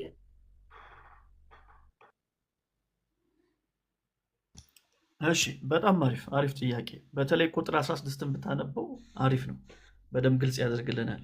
ዮሐንስ ወንጌል 1:16 ላይ ያለው እስቲ አንብቡት። እሺ፣ እንዲህ ይላል፣ ከእርሱ ሙላት ሁላችንም በጸጋ ላይ ጸጋ ተቀብለናል። ሕግ በሙሴ በኩል ተሰጥቶ ነበርና ጸጋና እውነት ግን በኢየሱስ ክርስቶስ በኩል መጣ ይላል። አዎ፣ ምንድን ነው የሚለው?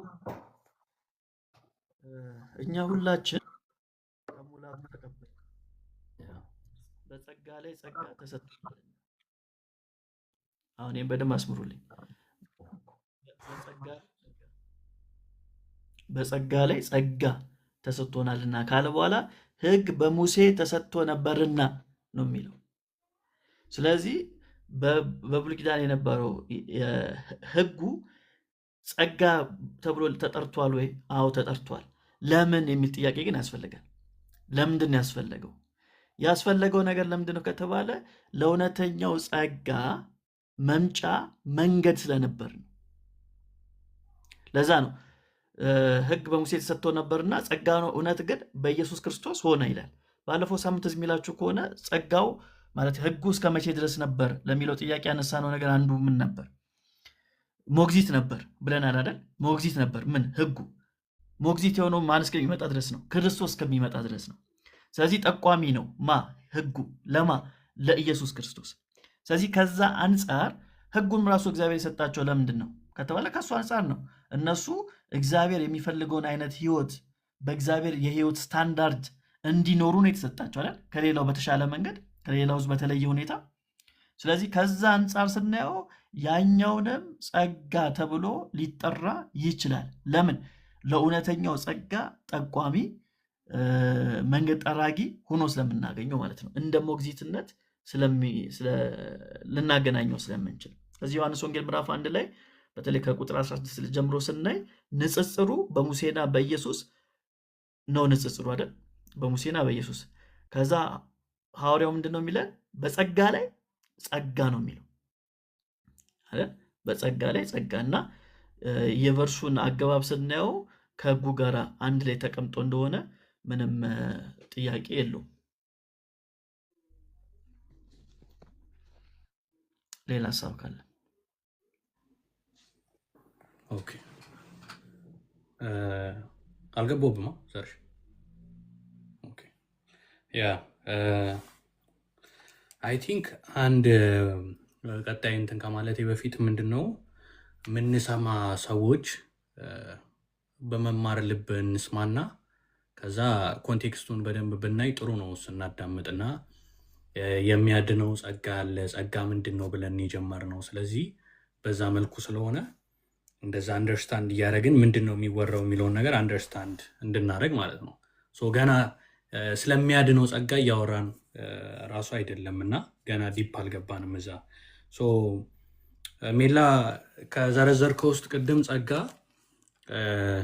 የራስ ጥረት ማብቂያ የማይገባ ለሰው የሚሰጥ ነገር ነው እና የማይገባ ሞገስ ከእርሱ የሆነ ከኛ ያልሆነ የማይገባ ፍቅር ይላል። ወደሚያድነው ጸጋ ከመምጣታችን በፊት የክርስቶስ የሆነው ዘፍጥረት 3 ላይ ተስፋ ተገብቶ ከዛው በፊት ያለውን ዘፍጥረት ላይ ትንሽ እንድናይ የምፈልገው ምንድነው ሐሳብ የሚላ ለአዳም መፈጠሩና ከዛ በኋላ ያ ሁሉ ስልጣን መሰጠቱ ለርሱ የደንገነት ያለውን ሁሉ ዘፍጥረት ላይ ሁላችንም እናውቀዋለን።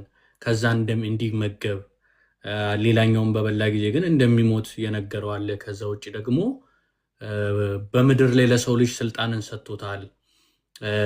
እግዚአብሔር ከአዳም ጋር ሪሌሽንሺፕ ነበረው።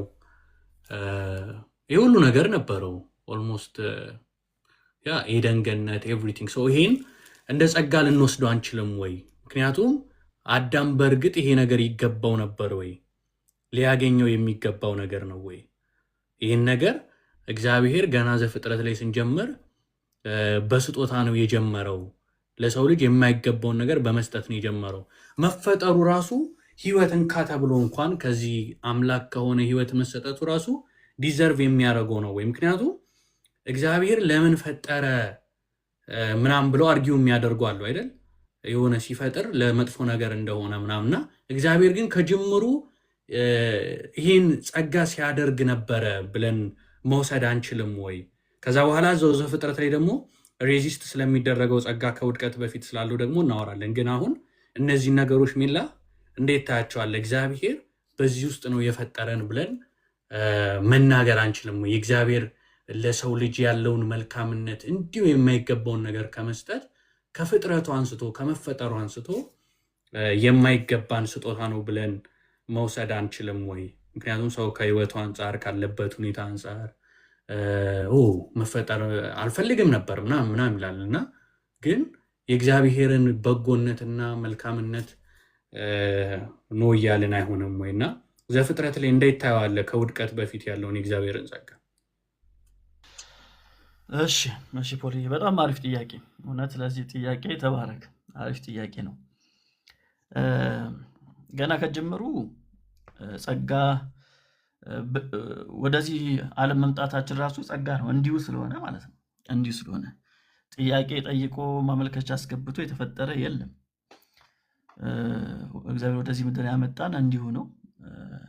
በራሱ መነሻ ነው ያመጣን። አዳምንም ሲፈጥረው እንዲሁ ነው። እሱንም ራሱ ከጸጋ አንጻር ማየት እንችላለን። ገና ካፈጣጠሩ ጀምሮ ማለት ነው። ካፈጣጠሩ ጀምሮ እንዲሁ የሆነ ለምሳሌ እግዚአብሔር አንተን ወይም እዚህ ውስጥ ያላችሁትን እኔንም ጨምሮ ለምንድን ነው ጊንጥ አድርጎ ለምንድን ያልፈጠረን? ዶሮ አድርጎ ሌላ እንስሳ አድርጎ ሰው ለምንድን ያደረገን? የራሱ መልክና ምሳሌ እንድንሆን አድርጎ ወይም የመልኩ ተሸካሚዎች ያደረገን ለምንድን ነው ከተባለ ጸጋው ነው። ሌላ ምንም ነገር አይደለም አይደል? ጸጋው ነው። በዚህ አይነት ሁኔታ እንድንፈጠር ያደረገን የእሱን መልክ ተሸካሚ እንድንሆን ያደረገው ምን ሆነው ጸጋው ነው። እና ከሰው ልጅ አፈጣጠር ጀምሮ እግዚአብሔር ፌቨር አድርጎለታል። ለሰው ልጅ በእግዚአብሔር መልክ የተፈጠረ ነው። የፍጥረታት ሁሉ ቁንጮ ነው የሰው ልጅ። እግዚአብሔር ሁሉን ነገር ከፈጠረ በኋላ ነው ሰውን የፈጠረው እና ግዛ የተባለው ማለት ነው። ይሄ ሁሉ ኃላፊነት ስናይ፣ ይሄን ሁሉ ስልጣን ስናይ እግዚአብሔር እንዲሁ ነው ለሰው ልጅ የሰጠው እና ከጸጋ ከሚለው ትርጓሜ አንጻር ካየነው እውነት ነው። ይሄም እንደ ጸጋ ልናየው እንችላለን። የሚገርማችሁ ግን የአዳም መፈጠሩ ብቻ አይደለም የሚገርመው፣ የጸጋውን ውበት የምናየው ማለት ነው። እግዚአብሔር አዳምን ከገነት ራሱ ማባረሩ ጸጋ ነው። የጸጋውን ፍቅር ነው የምናየው። ማባረሩ ራሱ ከገነት እኛን ያስወጣን ወይም ደግሞ አዳምን ያስወጣው የቀድሞ አባታችንን ያስወጣው ከገነት እግዚአብሔር ፍቅር ስለሆነ ነው። ጸጋውን ነው የምናየው። ከዛ በኋላም ራሱ ስናይ አንዳንድ ፖይንቶች እስቲ ለምሳሌ እዛው ዘፍጥረት ምዕራፍ 3 ላይ አንድ ቃል አንብቡልኝ። ዘፍጥረት ምዕራፍ 3 ላይ ሁለት ቃላቶች ናቸው እንደውም ያሉት። ሁለቱን ቃላቶች በንጽጽር ብታዩልኝ በጣም ደስ ይለኛል። ዘፍጥረት ምዕራፍ 3 ቁጥር 7 እና አንድ ሰው ደግሞ ዘፍጥረት ምዕራፍ 3 ቁጥር 21ን ቢያነበው ልዩነቱን በደንብ ይገባል ነበር። እሺ ዘፍጥረት ምዕራፍ 3 ቁጥር 7 የሁለቱም ዓይኖች ተከፈቱ፣ ራቁታቸውን መሆናቸውንም ተገነዘቡ። ስለዚህ የበለስ ቅጠል ሰፍተው አገደሙ። ቁጥር 21 አገለደሙ። ቁጥር 7 ላይ ያለው አይደል? እሺ አሁን ከተጻፉ አገለደሙ ብላችሁ ጻፉ። እሺ ቁጥር 21 ደግሞ አንብበው። አገለደሙ። እሺ ትርጉሙን በዛው ትነግረኛለህ ሚላ። ቁጥር 21 እግዚአብሔር አብ ሚስቱን ሔዋንን ብሎ ጠራት። አቆይ ይቅርታ። እግዚአብሔር አምላክ ከቆዳ ልብስ አዘጋጅቶ አዳምና ሚስቱን አለበሳቸው። እሺ ተመልከቱ የቃላቶቹን ልዩነት። አሁን ምንድነው የሚለን? ቁጥር 7 ላይ ምንድነው ያለው? እነሱ ያደረጉትን ነገር ቆይ እስቲ በፒክቸር አድርጌ ላሳያችሁ። እንደዛ ሲሆን ግልጽ ይሆናል ብዬ አስባለሁ። አንዴ ቆይ።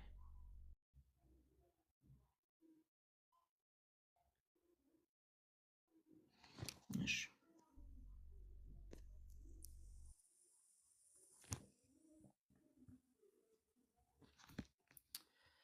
እያያችሁ ነው እዚህ ጋር።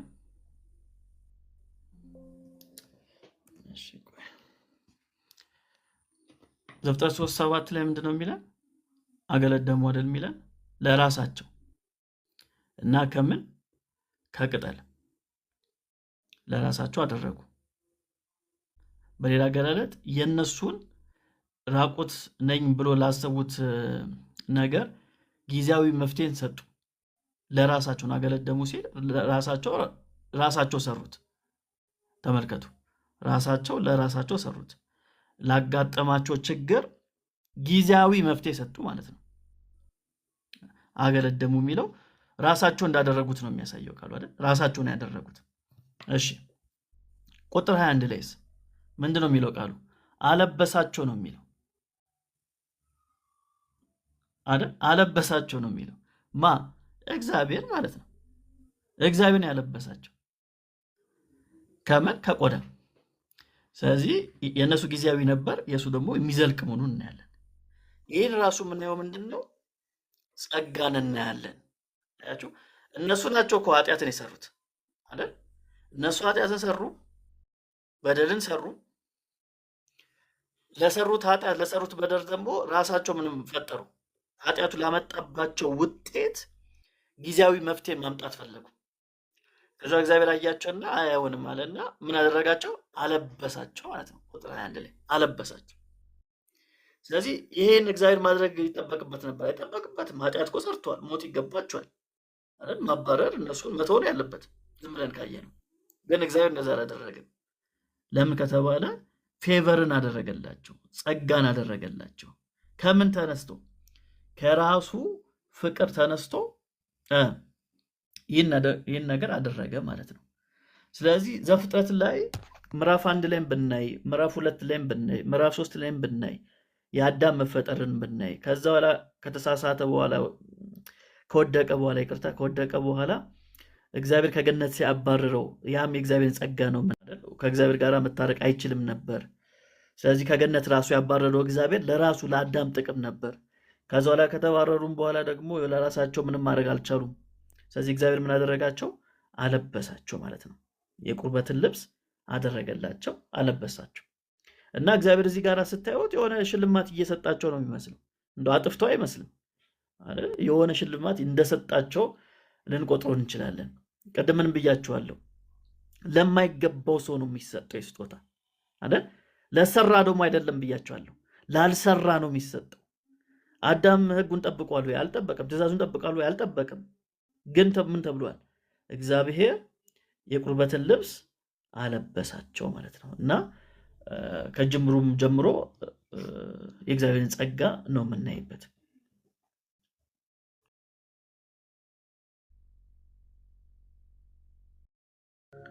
ተባረክ ሜላ። አይ ቲንክ ቀጣይም ልጠይቀውን ያሰብኩትን መልሰዋል።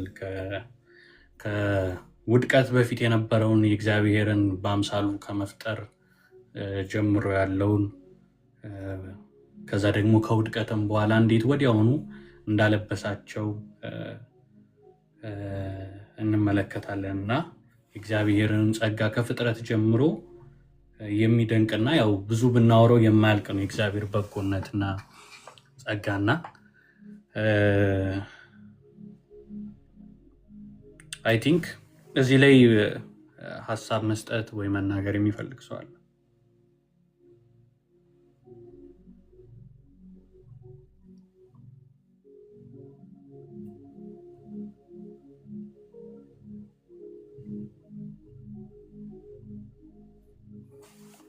አረ ተናገሩ።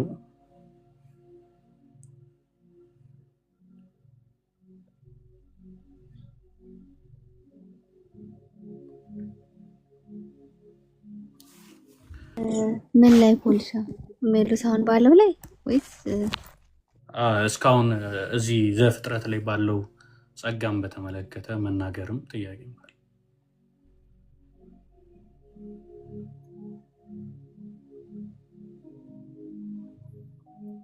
ሊዱ እኮ በቃ ዝም ከምንል ቢያንስ ላወራው ብላ ምን የምትናገሪውም ካለ ሊዱ? አይ ቆይ ትንሽ ሀሳቡን ሊያዘው የሚለው ኦልሬዲ ትንሽ ጅማሬ ላይ ነው እኮ ያለው ሰው ይቀጥል። እሺ እንደዛ ከሆነ ዘፍጥረት ላይ ምን አይነት ጥያቄ አሁን ደግሞ እግዚአብሔር እንዲሁ ለሰው ልጅ ካለው እንዲሁ የማይገባውን ነገር ከመስጠት አንጻር አውርተናል። በአዲስ ኪዳን የተገለጠ የእግዚአብሔር ጸጋ አለ። ወደ አዲስ ኪዳን አይ ቲንክ ከዚህ ቀጥሎ ወደዛ ነው የምንሄደው እና ወደ አዲስ ኪዳን ከመሄዳችን በፊት ግን ቅድም የጠቀስኩት ኃጢአትና ለመምኞትን የሚያስክድ የእግዚአብሔር ጸጋ ተገልጧል። አሁን የእግዚአብሔር ጸጋ ያለው ኃጢአትን ሬዚስት የምናደርግበት ነው። ክርስቶስ ሲገለጥ ደግሞ የምናየው ሙሉ ለሙሉ ኃጢአት ማንሰራበት በቃ በሱ ላይ ሙሉ ለሙሉ ስልጣን የሚኖረን ያን ክርስቶስ በትንሳኤው የለበሰውን ያን የሚሰጠንን ክብር የምንለብስበትን ጊዜ ያለው ነው። ሬዚስት የምናደርግበት ጸጋ አሁን አለን። እርሱን ጸጋ ከአዳም ከመውደቁ በፊት የነበረው ሬዚስት የሚያደርግበት ጸጋ ነበር ወይ? ወይስ ደግሞ ኦልሬዲ ገና ኃጢአትም ስላልገባ ጸጋ ብለን አንጠራውም ወይ? ምክንያቱም አንድ ኃጢአት ከማይታወቅበት ስህተት ከማይታወቅበት ነገር ወደ ውድቀት ኃጢአት ወደ መግባት መጣ። እንዴት ከዛ ሊሄድ ቻለ? ሬዚስት የሚያደርግበት ጸጋ አልነበረም ወይ? ወደ ኃጢአትስ የመጣው በፈቃዱ ነው ወይስ ደግሞ ጸጋ ሳይኖር ቀርቶ ነው የሚለውን ወይም ደግሞ ሬዚስት የሚደረግበት ጸጋ ነበር? ምን አይነት ጸጋ ነው የነበረው ሬዚስት ከማድረግ አንጻር? ወይስ ደግሞ ፈጽሞኑ ክርስቶስ ሲመጣ ያ የሚገለጠው ክብርና ሙሉ ለሙሉ ኃጢአት የማንሰራበት ምንም ነገር የማንሆንበት ያ ጸጋ አለ ሬዚስት ከማድረግ አልፎ ማለት ነው። ያኛው ጸጋ ነው ወይ የነበረው? ምን አይነት ነው ሬዚስት ከማድረግ አንጻር የሚለውን የተወሰነ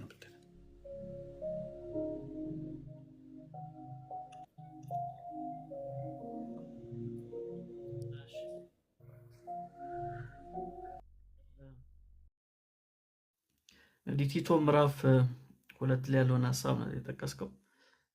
ምዕራፍ 2 ቁጥር 12 ላይ ስለ ጸጋ ሲያስተምር ኃጢአተኝነትና ዓለማዊ ምኞትን ክደን አይደል የሚለው። የተባረከውን ተስፋችን ኢየሱስ ክርስቶስን መገለጥ እየጠበቅን ራሳችን በመግዛት በጽድቅ እግዚአብሔርን በመምሰል በአሁኑ ዘመን እንድንኖር ያስተምረናል ይላል። ጸጋ አቅም ነው። ኃጢአትን እምቢ የምንልበት አቅም ነው።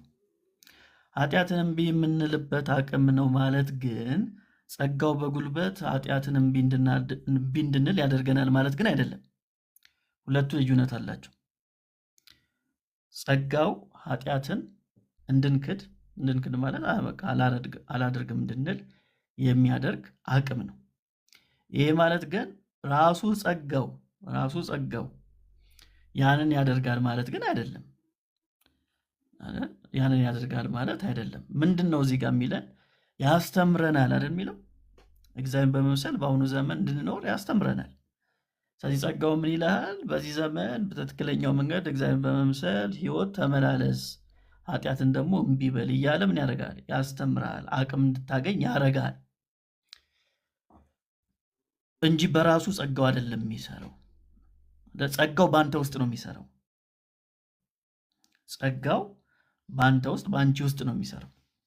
ስለዚህ ወደ አዳም ስንመጣ አዳም ያን ነገር እምቢ ማለት ይችል ነበር ወይ? አዎ ይችል ነበር። አዳም ከኔና ከእናንተ በተሻለ ኢንቫይሮንመንት ውስጥ ነው የነበረው። ኃጢአት በሌለበት ኢንቫይሮንመንት፣ ባልወደቀ ምድር ውስጥ ነው የነበረው። ስለዚህ አሁን እኔና እናንተ ካለን የተሻለ ኢንቫይሮንመንት ውስጥ ነበር የነበረው ስለመናገር። ስለዚህ የሚያግዘው ነገር አልነበረም ወይ ከተባለ ያው ትንሽ ሐሳቡ እየሰፋብን እንዳይሄድ እንጂ የእግዚአብሔር መልክ ራሱ ስንል ምን ማለታችን ነው የሚለው ነገር ራሱ ችሎ ቢታይ በጣም ጥሩ ነው። የእግዚአብሔር ኢሜጅ ምንድን ነው? እሱ ራሱ ከጸጋ ለይተን የምናየው ነገር ስላልሆነ ማለት ነው። እና አዳም ባልተበላሸ ወይም ደግሞ ባልጠፋ በእግዚአብሔር መልክ ነው ሲኖር የነበረው እና እምቢ ማለት ይችል ነበር። ኦፍኮርስ ይችል ነበር፣ ግን ምንድነው ዊሊንግ አልነበረም። እምቢ ማለት ዊሊንግ አልነበረም።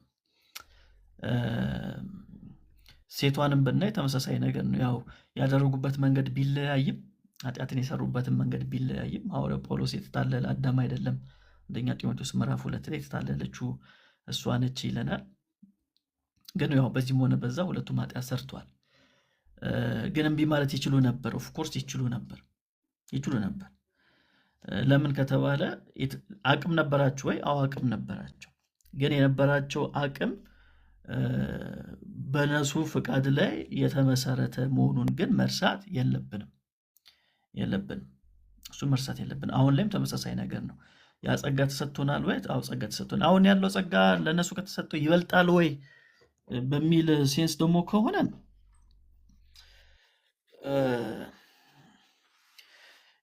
ይከብዳል እንደዚህ ለማለት እውነት ለመናገር ግን ይመስላል።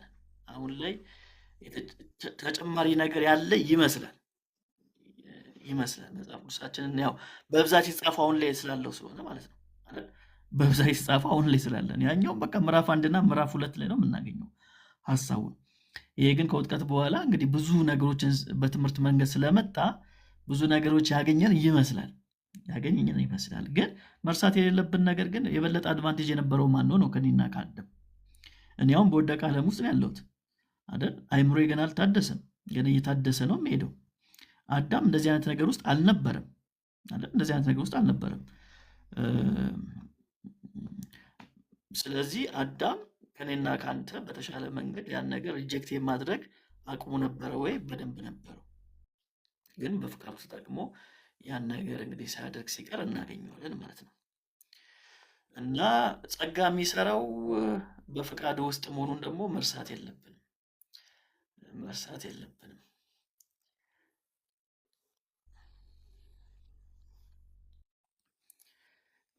መጨምረው ነገር ካለ ወልሻይ አይ ነው የምጨምረው ሳይሆን በዛው ብዙ ጊዜ ላይክ አሁን ጸጋን ተቀበልን ሲባል ጸጋው ቅድም እንዳልከው በጣም ጥሩ ፖይንት አንስተ ነበር። ጸጋው ራሱ የሆነ ነገር የሚያደርግብን የሚመስለን ነገር አለ እና እኛና ጸጋው የምንቀበለው ጸጋ ያለን ሪሌሽንሽፕ ምን ይመስላል? የብሉይ ኪዳንም ነክተዋል እና አሁን በአዲስ ኪዳን ሲመጣ የሆነ የተለየ ነገር ተደርጎ የሚታሰብበት እና የኛ ኢንቮልቭመንት ወይም ደግሞ የኛ አፕሮች የምንቀበልበት መንገድ ከጸጋ ጋር ያለን ሪሌሽንሽፕ ምን ይመስላል የሚለውንም በዛው ላይ ብትነካው አሪፍ ነው። እንዴት እስቲ ትንሽ አብራራልኝ ዘርሽ ነው። አሁን ቅድም ስትናገር ልክ ጸጋው አሁን የሚያስክድ ሲባል እንድንክድ ያስተምረናል የሚል ሀሳብ አለው። ግን አንዳንዴ ጸጋው ተቀበልን ሲባል የሆነ ነገር የሚያደርገን ነገር ነው ወይስ ደግሞ እኛ ያንን ጸጋ ከዛ ጸጋ ጋር ያለን ሪሌሽንሽፕ ምን ይመስላል? እንዴት ነው የምንቀበለው? እኛ እንዴት ነው የምንቀበለው? ጸጋውን አሁን ተቀበል አሁን ለምሳሌ ጸጋን ተቀብያለሁ ዳግም ስወለድ፣ ግን ከዛ በኋላ ደግሞ አሁን ያ ጸጋ ለመጠቀም እኔ ለመጠቀም ያለኝ ኃላፊነት ወይም ደግሞ የኛ ሪስፖንሲቢሊቲ ምንድነው የሚለው እንደው በዛው ነክተው ብጣል ማለት ነው። ምክንያቱም የሆነ ጸጋው የሆነ ፎርስ አድርጎን የሆነ የሚያደርገው ነገር የለም። ነፃ ስጦታ ያ የሚያስችል አቅም አለው፣ ነፃ ነው። ወደ ዘሴም ታይም ደግሞ የሚያስችለን አቅም አለው እና ከሱ ጋር ያለን ሪሌሽንሽፕ እንደ ሰው ጸጋን እንደተቀበለ ሰው ምን ይመስላል የሚለው እንድትነካው እሱን ዘርሽዬ እንትን ብናደርገው ጥሩ ነው። ጸጋውን እንዴት ነው የምንቀበለው የሚለውን በአዲስ ኪዳን ገና የእግዚአብሔር ጸጋ አሁን በአዲስ ኪዳን የተገለጠው ምንድን ነው የሚለውን ካወራም በኋላ አይ ቲንክ አሁን ራሱ የሚያወያይ ጉዳይ ነው። ዘርሽ እያወያይ ያለ ጉዳይ ነው። ወደ እርሱ መተን ሜላዬ በኋላ ጸጋውን እኛ እንዴት ነው የምንቀበለው እንዳለው እርሱ መጥቶ ፎርስ አድርጎን የሆነ ነገር የሚያስደርገን እንትን እንዳልሆነ በደንብ ምንድን ነው የሚያድነው ጸጋ ምንድን ነው ብሎ ከተብራራ በኋላ ጥሩ ይመስለኛል። ምናልባት ይሄን አሁን ብሉይ ኪዳንን ዘግተን ወደዛ እንድንገባ እዚህ ላይ ቲንክ ሊዱ ጥያቄ አለኝ ብላለች። ካለ ጠይቂና ከዛ በኋላ ወደ አዲስ ኪዳን ዲፕ በደንብ እንገባለን።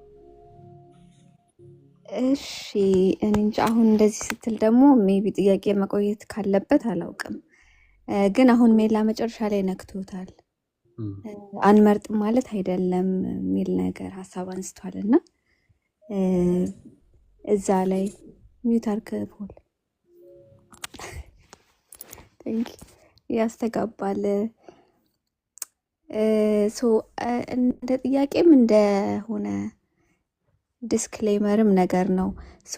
አሁን ብዙ ጊዜ ያው እዚህ ቲክቶክ ላይ በተለያየ መንገድ ስለሚነሳ ትንሽ ሚስ አንደርስታንዲንግ ይፈጠራል እና በፔንቴኮስታልም በአርሜኒያንም ቴዎሎጂ በሉተራንም ቢሆን እንደዚህ ዝም ብሎ ሰዎች እንዲረዱት ተብሎ የሆነ የቴዎሎጂ ተርም ይሰጣል።